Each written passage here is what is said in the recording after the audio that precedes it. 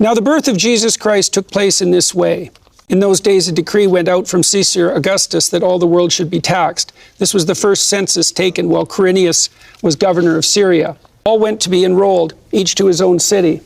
And Joseph went up from Galilee, out of the town of Nazareth to Judea, to the city of David, which is called Bethlehem, because he was of the house and lineage of David, to be enrolled with Mary, his betrothed wife, who was great with child. And while they were there, the time came for her to be delivered. And she brought forth her firstborn son and wrapped him in swaddling clothes and laid him in a manger, because there was no room for them in the inn. Then Luke 2:8-20. In the same region, there were shepherds abiding in the fields, keeping watch over their flocks by night. And lo, an angel of the Lord appeared to them, and the glory of the Lord shone round about them, and they were very afraid. But the angel said to them, "Be not afraid, for behold, I bring you good tidings of great joy, which will be for all the people. For unto you is born this day in the city of David a Savior, who is Christ the Lord. And this is how you shall know him. You will find a babe wrapped in swaddling clothes and lying in a manger." All right, so there's a variety of things happening there. I'll unpack them briefly, and then we can discuss them.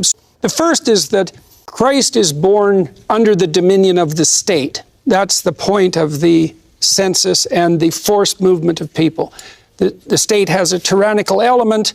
Every person, even the Savior of the world, is born into a situation where they have to contend with the background tyranny of the state.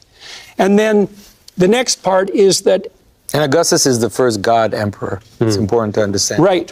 That's amplified, that fact, right? Because the Roman state is also degenerating towards a theocracy, right? Okay. Isn't he called Weos too? Because he's the son of Julius Caesar. So he's the son of the God. Exactly right. He would be on all the coins. You'd have Weos too, Filios Divi, and in the Greek-speaking part of the world, where the Roman imperial cult, the cult of the emperor, was very, very strong. That's the language that would be used. You have the genuine God being born at a time when there's a false God who's emerged in the tyrannical state. That's a classic hero story. So who's the true God here? Well, it's a babe, right? Is that every human baby with the potential to participate in the redemption of the world, born in a very lowly place? Well, that's a biological reality as well, because all human infants are incredibly threatened, right? Our infants are extremely dependent. They're very, very vulnerable. We're born under the tyranny of the state. We're born in relationship to nature and even low nature, and that's associated with the manger.